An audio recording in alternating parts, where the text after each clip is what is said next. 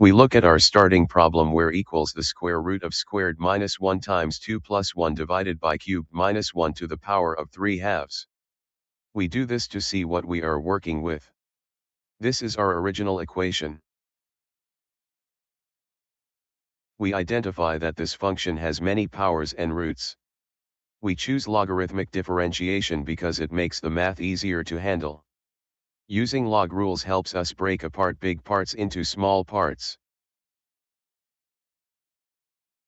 We plan to use natural logs on both sides of the equation. We do this so we can use special rules to expand the expression. Applying log to both sides keeps the equation equal. We take the natural log of and the natural log of the whole fraction. We do this to prepare for using log rules. Taking the log of both sides is rule that keeps the math correct. We note the 3 log rules for products, quotients, and powers. We do this so we know how to change the equation later. These rules tell us how to turn multiplication into addition and division into subtraction. We expand the logarithms using the product, quotient, and power rules. We do this to break the big fraction into smaller pieces. The log of product becomes sum and the log of quotient becomes subtraction. We move the exponents to the front of each log term. We do this to make the terms easier to work with. The rule says we can move an exponent to the front when it is inside natural log. We simplify the expression by writing the new terms clearly.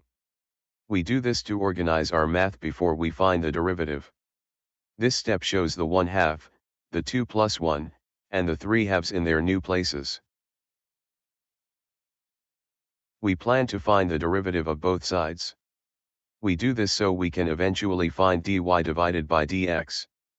The rule says the derivative of natural log of is 1 over times dy divided by dx. We differentiate both sides of the equation with respect to. We do this to start finding the rate of change. We apply the derivative to each small part separately. We remember to use the chain rule for each part. We do this so we do not miss any pieces when we find the derivative. The rule says we must multiply by the derivative of the inside part.